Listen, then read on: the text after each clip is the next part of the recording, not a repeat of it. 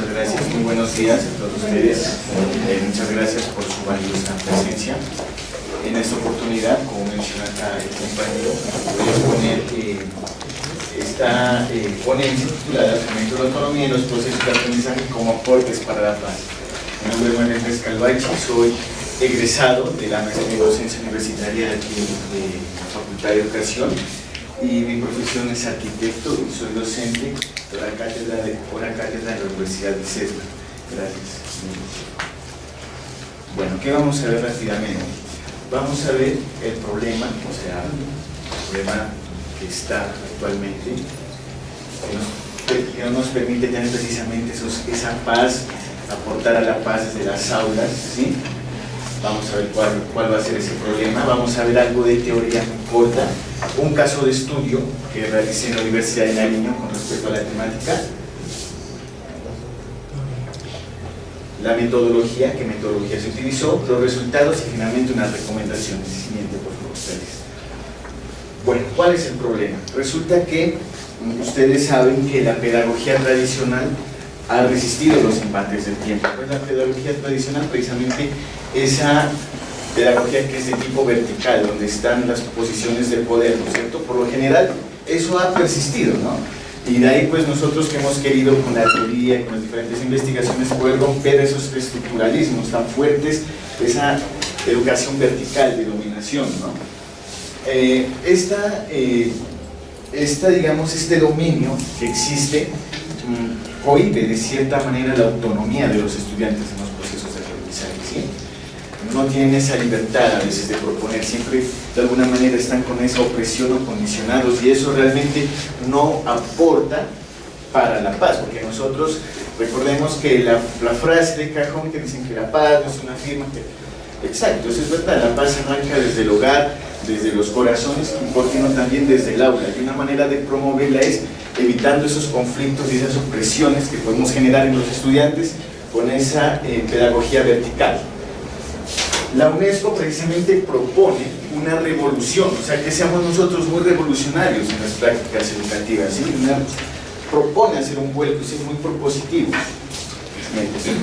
Entonces miremos aquí esta portada de este libro de Gabe Robinson de las escuelas creativas, miramos cómo todos tratamos de uniformarlos como unos zapatitos, ¿sí?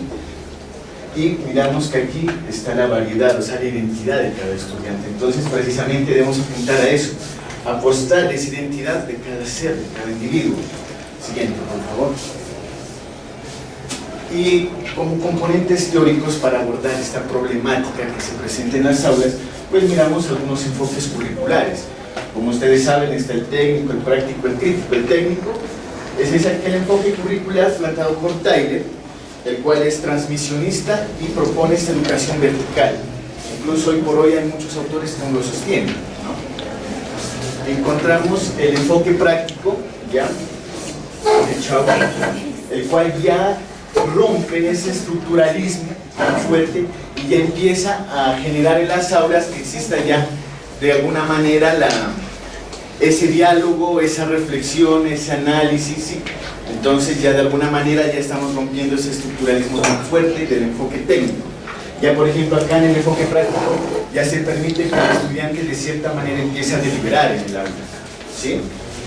Y finalmente tenemos el enfoque crítico, que es, digamos, la puesta en valor ya a que el estudiante sea un agente autónomo y emancipador, haciendo ejercicio de toda su libertad que se le otorga ya, por cierto, o sea, el estudiante.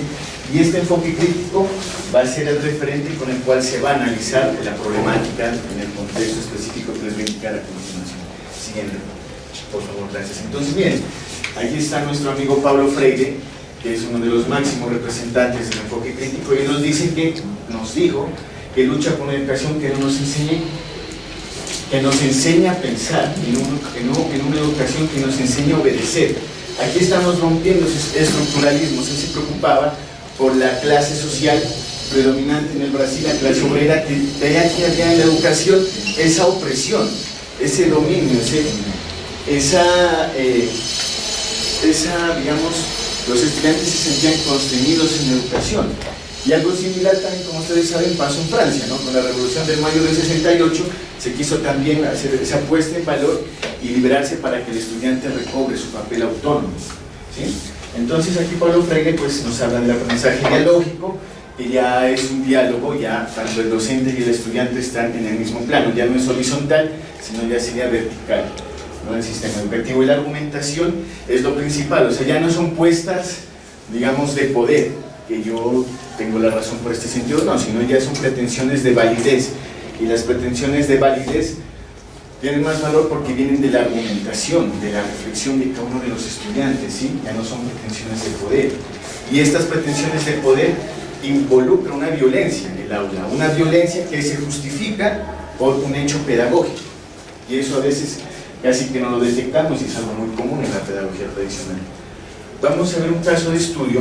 Esta es una investigación que realicé como parte de la maestría. Este es un capítulo de trabajo de grado y vamos a ver en qué consiste. Bueno, siguiente por favor.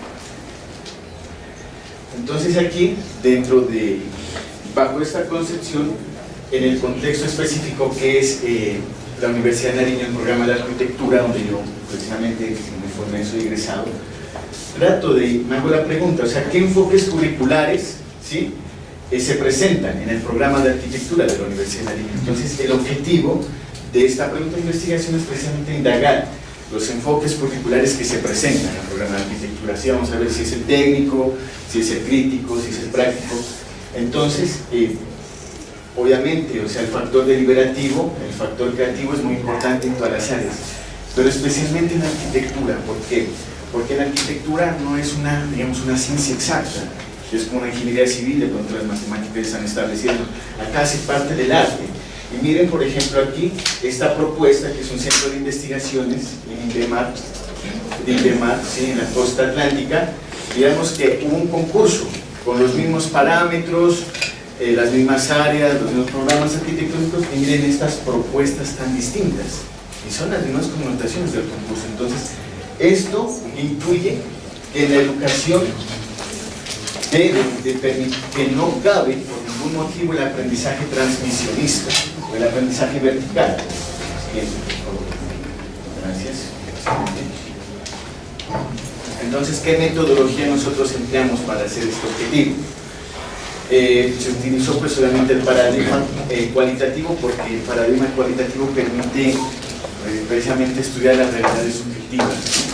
El diseño es el etnográfico. ¿Por qué etnográfico? Porque cuando uno entra a la universidad con esa cultura académica urbana, no trata de comprender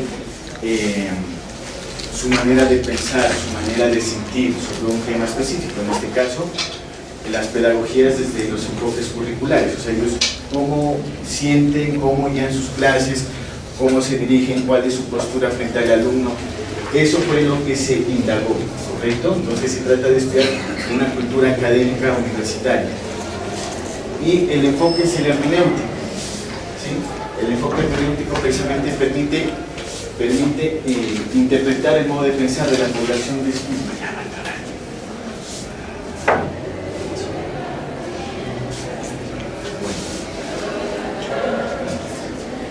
Buenos días. Buenos días. ¿Cómo están?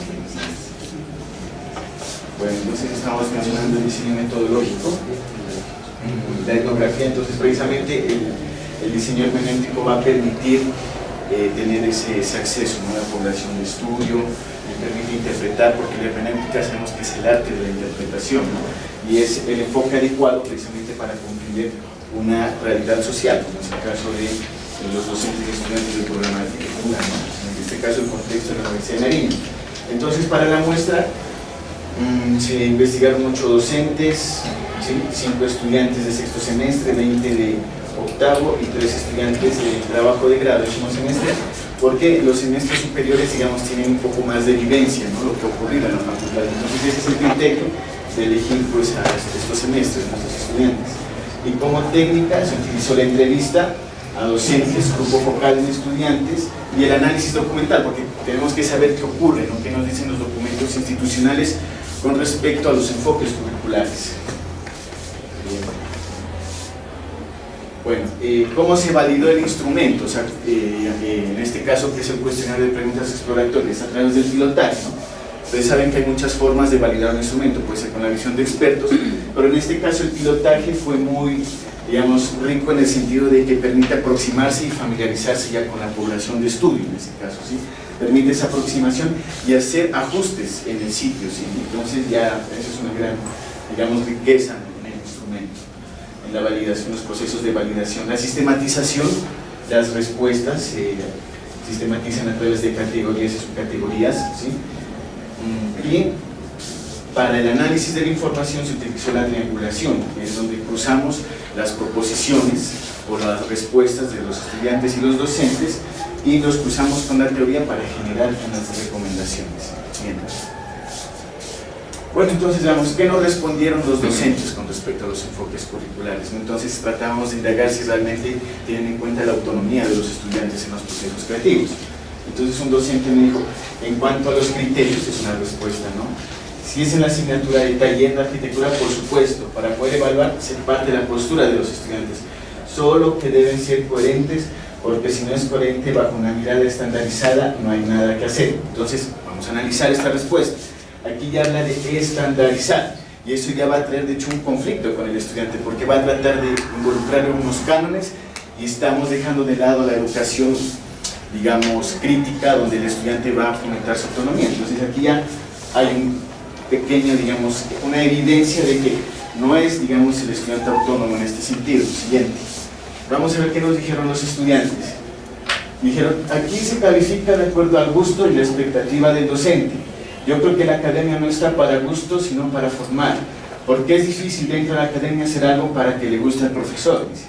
Es cierto que cuando uno sale de aquí, lo primero que tiene que hacer es darle gusto al usuario, pero aquí estamos para formarnos, explotar al máximo nuestra capacidad, para crear sin ninguna limitante. O sea, ellos sienten que en los procesos creativos al docente, en vez de verlo como un asesor, una guía, sienten que deben complacerlo, ¿no? Entonces, para nada estamos aquí con la teoría crítica, no el aprendizaje autónomo. Otro estudiante dijo, la subjetividad del docente hace perder la objetividad del trabajo, eso hace que el estudiante desarrolle trabajo mirando al docente como cliente más que asesor, muy similar, ¿no? Uno empieza a trabajar en principio de convencer al docente para tener una buena nota, más no en trabajar en su propio pensamiento y libertad. O sea, ahí está mutilando las intenciones del estudiante. Si el estudiante está trabajando, haciendo sus proyectos para complacer a alguien, y eso no está dentro de la teoría crítica, ¿no? Estamos dentro del enfoque técnico de Tyler, en este sentido, ¿no? Aquí, por ejemplo, una sugerencia, un estudiante dijo que en la valoración se tenga en cuenta la pedagogía y el docente esté capacitado para aceptar pensamientos que sean diferentes a los de él. Entonces, esto ya involucra que como docentes debemos desarrollar esa capacidad holística, ¿no? De comprender la universalidad, ¿no? El conocimiento, las propuestas. Y esto es muy interesante, ¿no? Ellos, los estudiantes, sienten que son un producto que surge de las concepciones, de las imposiciones ideológicas de los docentes, ¿sí?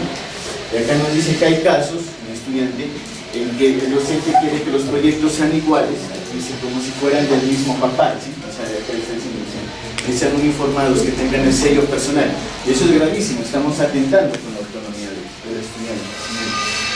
Vamos a analizar cómo interpretamos esos resultados. Miren, lo que hace la pedagogía transmisionista. Tenemos en un contexto personas con valores culturales tremendos, grandísimos, pasamos por ese portal llamado educación y miren cómo se terminan transformando. Muy grave lo que es. Eso es lo que se llama la violencia justificada, entre comillas, que nos menciona aquí Bordeo, ¿sí?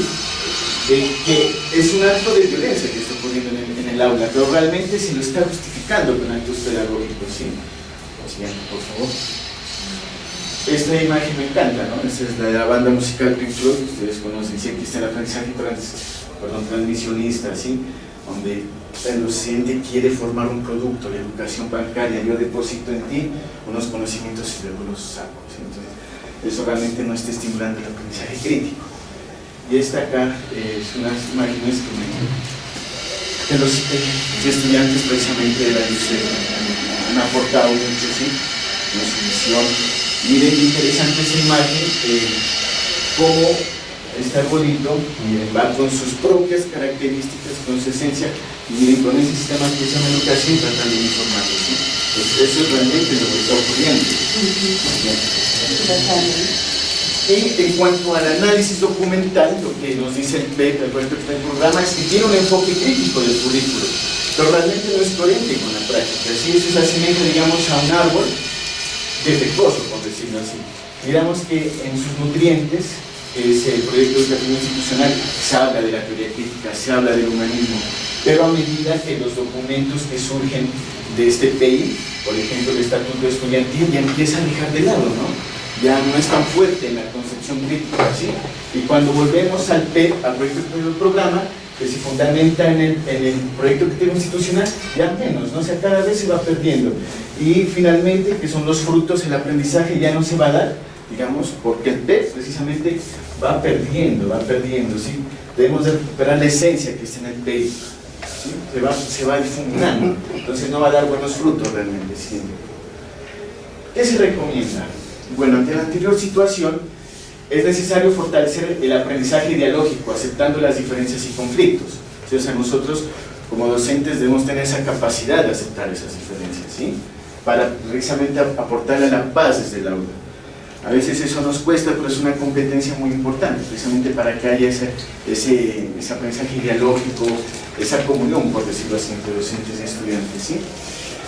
Fortalecer la capacidad de comprender a los estudiantes desde la individualidad, o sea, uno debe tener esa capacidad de hacer la lectura cultural de su manera de pensar, su manera de concebir la vida que tienen los estudiantes. Es muy importante comprenderlo desde la individualidad. Y esto es importantísimo, la toma de decisiones, para que no haya esa imposición de esa violencia justificada, debe tomarse a través de una negociación o un consenso, ¿sí? Y hay una técnica muy interesante que es el efecto péndulo. O sea, ustedes saben que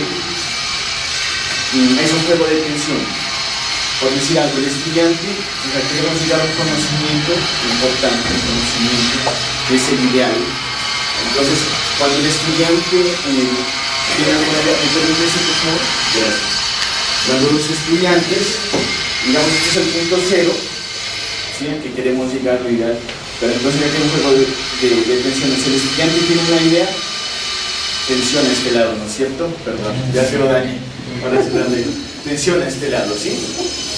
Pero entonces, digamos, a veces el docente, desde su experiencia, puede cumplir esa función de mediador. Entonces, si de pronto el estudiante no es tan asertivo, entonces viene la otra tensión del docente acá.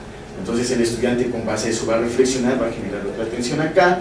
Finalmente el docente, ¿sí? Entonces, con una negociación, un acuerdo, ese aprendizaje dialógico nos va a permitir precisamente llegar a un acuerdo en común, ¿no? Y donde el estudiante va a sentir su autonomía, va a sentir, gracias, ya se lo arreglo, va a sentir esa formación, pero también el docente va a desempeñar su papel de mediador, porque si no sería una anarquía, ¿no es cierto? Entonces, cada quien, ¿sí? ¿Dónde está el papel del docente? Entonces, es buscar ese equilibrio. La práctica del PET, ¿sí? O sea, del proyecto educativo debe ser coherente en su fundamento, ¿sí? Porque, digamos, porque ahí tenemos un documento que habla de la teoría crítica, pero en la práctica no se evidencia, ¿sí?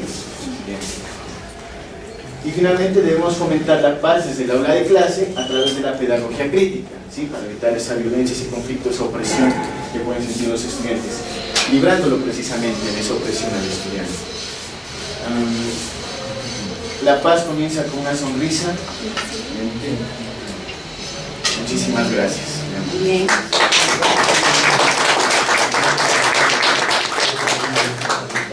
Tenemos un espacio para preguntas, aportes. Parte de... Por favor. Bueno, pues yo a lo largo del día de ayer y hoy he estado como escuchando muchas cosas. En realidad, pues tengo como tantas cosas acumuladas, pero voy a decir algunas de ellas. A mí me parece muy importante porque al leer lo del acuerdo de paz me llevaba a reflexionar en una columna de opinión que leía que todos esos años de guerra, de violencia, de tanta desigualdad, todo lo que formó, se podía tal vez de una manera llegar a una solución con el diálogo, que fue lo que sucedió ahora. Entonces, tal vez me pone a pensar por qué no se dio ese espacio antes, o sea, se esperó como tanto tiempo, dañando tantas vidas, acabando con tantas ilusiones, que se pudo haber hecho antes. Entonces tal vez desde la escuela nosotros no formamos en ese pensamiento crítico que tú decías. Y no solo la paz consiste en firmar, como decir, ese acuerdo y ya queda ahí, sino que es una construcción social y es un trabajo que poco a poco tenemos que ir desarrollando desde nuestras casas en primer lugar, porque no podemos hablar, también lo mencionabas, de una paz si en la casa vivimos como perros y gatos, es imposible.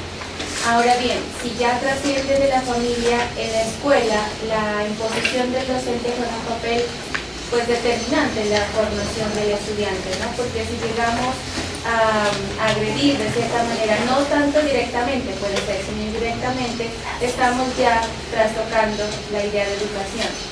De igual manera, al hablar de unos modelos pedagógicos desde los PI, que decía que dice maravillas, ¿no? Pero de ahí a la realidad es otra cosa. En cuanto a la evaluación, por ejemplo, decimos que manejan un modelo crítico social y tanta cosa, pero vuelven a la evaluación y califican de la misma manera, estandarizando a todos, no dejando como esa manera de pensar y valoramos cualitativamente. Sí, es real porque tenemos que sumirnos en un sistema educativo, ¿no? Pero podemos, no sé, a través de ciertas rúbricas de evaluación, no sé, tomar otras estrategias. Ahora, en cuanto a la paz, me parece que decía, leía una parte de la 4 que dice que es formar para la convivencia y la democracia. Si formamos para la democracia, no es el hecho de ir a votar sin sentido, porque muchos veces lo hacemos, sino que es ese pensar críticamente para reflexionar acerca de qué está pasando y cómo va a trascender ese voto que yo tengo, esa acción como ciudadano, cómo va a trastocar en la ciudad, en nuestro país y en nuestro contexto.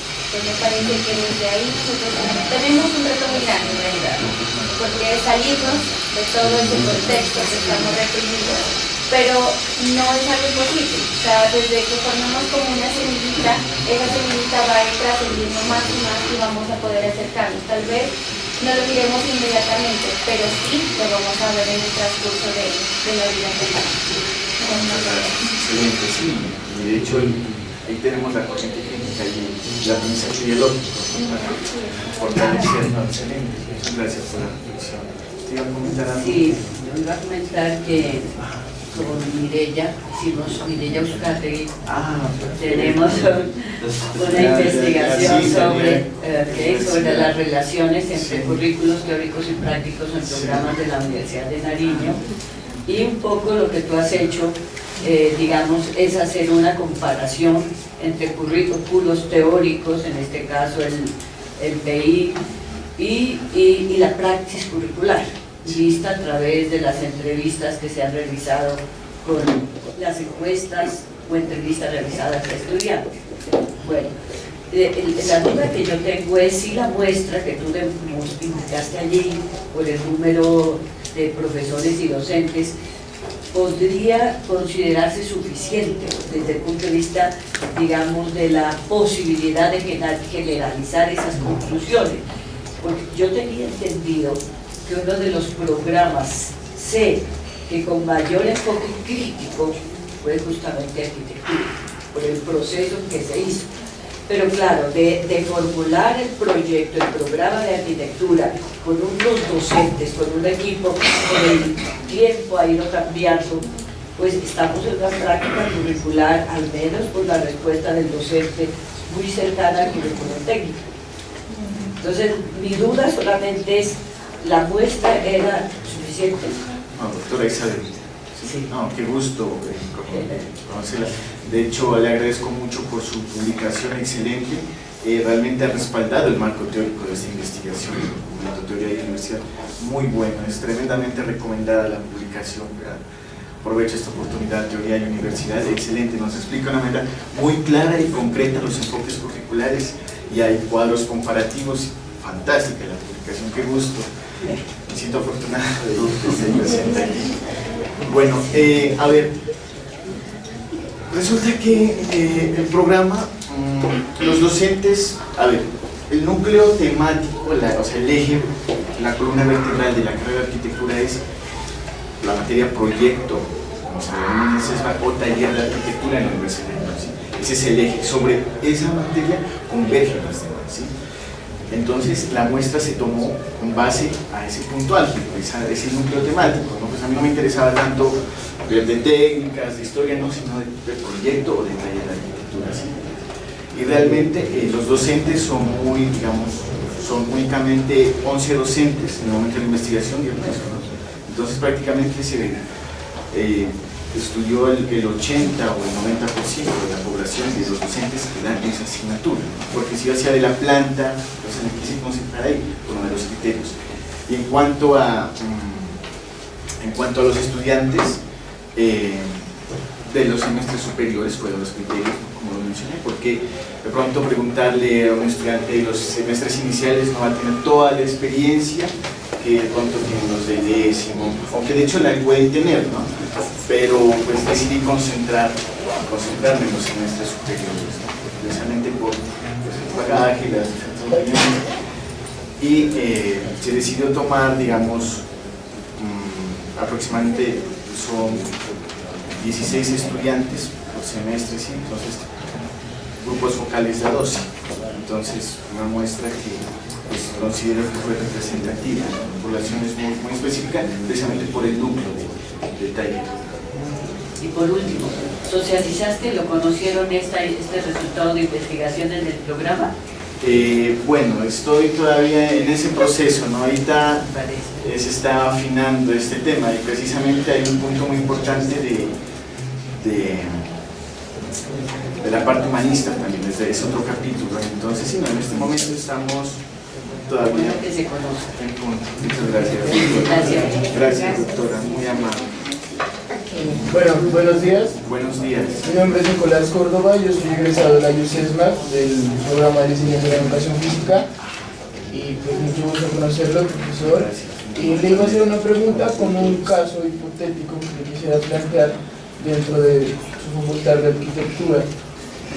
¿Qué haría usted si, digamos, después del conflicto, después del proceso, llega a un salón un desmovilizado?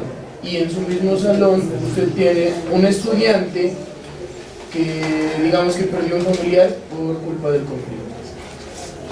Bueno, muchas gracias. Sí, no, precisamente a través de, digamos, de la pedagogía crítica, a través de la autonomía de los estudiantes, ese proceso deliberativo, uno tiene que también poner puesta en valor. O sea, uno debe fomentar valores, ¿sí? Precisamente acá la doctora nos menciona dentro de la corriente crítica está muy importante el papel participativo de los estudiantes a través de coevaluación, autoevaluación, donde uno hace una puesta en valores. Entonces esto es integral, hay que apostar y fomentar por esa puesta en valores y por otra parte desde la corriente humanista debemos aceptar todas las diferencias y conflictos y lograr esa, o sea uno digamos ahí como que dice, acepta digamos a la persona como tal, ¿no? O sea, hay que tener esa aceptación, ¿no? O sea, en ningún momento de pronto darle razón al crimen o bueno, usted me dijo, o bueno, o a los antecedentes penales, en ningún momento eso se va a justificar, pero sí se da, digamos, la oportunidad para que las personas se desarrollen aceptando precisamente a través de esos conflictos. Esa es la aceptación, ¿no? Esa es la palabra clave, es la aceptación, ¿sí? Buenos días. Buenos días. Yo quisiera hacer una pregunta referente a lo de la paz, ¿no? Del conflicto. ¿Cómo hacerles entender a los chicos, a los jóvenes, que a pesar del Tratado de Paz todavía seguimos viviendo la guerra, todavía seguimos viviendo? Durante estos meses se ha evidenciado, por ejemplo, maltrato a los indígenas que pasa en Bogotá, muerte de un vecino preciso en una mina, muerte de policías, soldados. Entonces, ¿cómo hacerle entender a ese chico que el Tratado de Paz tuvo garantía para unos y para otros no? ¿Cómo hacerle entender que los que dejaron las armas todavía no han recibido ayuda del gobierno? Que hay niños que especialmente los que dejaron las armas están muriéndose de hambre, están pidiendo ayuda. ¿Cómo explicarle al chico y para que pueda entender? Bueno, pues realmente sí, lo que nos dice acá es, digamos, es un proceso, es muy gradual. Yo creo que hacer un cambio de la noche a la mañana es muy complejo, es muy difícil, pero lo importante es ir sembrando esa semilla, precisamente como mencionaba anteriormente, a través de la puesta en valores, de creer en los estudiantes, de que vayan precisamente la tolerancia, ¿sí? Es poco a poco. De hecho, uno de los estudios que se hizo en esta investigación, los referentes, es que son modelos pedagógicos de la teoría crítica maravillosa, pero al momento ya de pasarla al aula, hay siempre esa dificultad de adaptación. Entonces, son procesos que apuntan hacia una pedagogía como la realmente que aporte al desarrollo del ser humano en todas sus dimensiones, pero son procesos muy graduales, o sea, muy graduales. Ya tenemos que construir la paz desde uno mismo, desde el hogar, desde las aulas, precisamente el aprendizaje dialógico. Es un proceso. Muy bien. Yo lo miraría así, no sé, siempre. Yo quisiera agregar dos cositas. Gracias. Es que la paz es un derecho constitucionalmente consagrado, pero en Colombia la paz primero hay que negociarla. Ya se negoció, ya se firmó el acuerdo. Ahora viene la segunda etapa, la más importante, la implementación de la paz. Y la implementación de esos acuerdos de paz es un proceso por lo menos a mediano o largo plazo, que ya no solo le compete al gobierno, sino que nos corresponde a todas las personas de ese país. De verdad tenemos que creer que la paz es el mejor escenario posible para la vida, porque de lo contrario ya vemos que hay enemigos de la paz. Hay gente que piensa que no debió firmarse el acuerdo. Y es más, hay políticos que están promoviendo en su campaña reversar. Entonces, esto no es tan sencillo. La paz, como todos se ha dicho, es una construcción. Como lo dijo el profe, empieza en el hogar, tiene necesariamente que pasar por las aulas y ser un acto de convicción de cada momento de la vida, ¿no? Ese es un reto de los docentes, esa es nuestra responsabilidad. Con respecto a lo que dice la doctora, en los acuerdos dice precisamente que tiene por lo menos estipulado la implementación dentro de 10 años. Entonces es un tiempo largo. Y también tener en cuenta que estos acuerdos se firmaron con un grupo de los tantos que hay. Entonces los otros son los que también tienen que trabajar para empezar a implementar. Muy buenos días, mi nombre es María Fernanda Cabrera y tengo una inquietud con respecto a tu presentación. Tengo entendido que el estudio de caso lo hiciste con respecto a la Facultad de Arquitectura de la Universidad de Nariño, pero también eres docente del CESMAD, ¿sí? ¿Estudiaste también el tipo o la diferencia estudiantil en el enfoque crítico de tus estudiantes de la Universidad de Nariño con respecto a los estudiantes del CESMAD, y teniéndote presente que en el CESMAD pues obviamente hay una filosofía humanista, y cómo acarrea tu investigación con ese enfoque humanista del CESMAD en este caso? Sí, muchas gracias. Muchas gracias. Una cosita, ampliando también lo de Mario, porque también trabajo en el CESMAD, allá tenemos un modelo dialogal. Entonces, en la parte de la primera crítica con el modelo dialogal, ¿cómo es esa relación?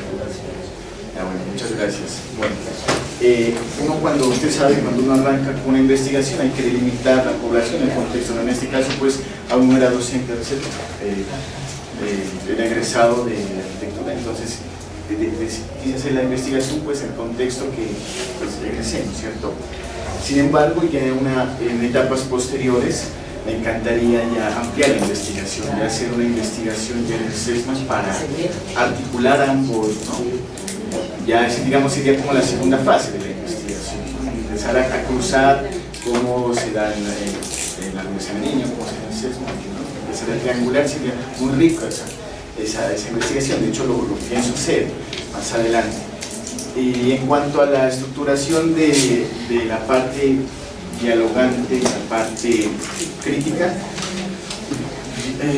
pensaría que son afines, o sea, es prácticamente parte de, ¿no? Es parte de la corriente crítica. Entonces van de la mano y genial, ¿no?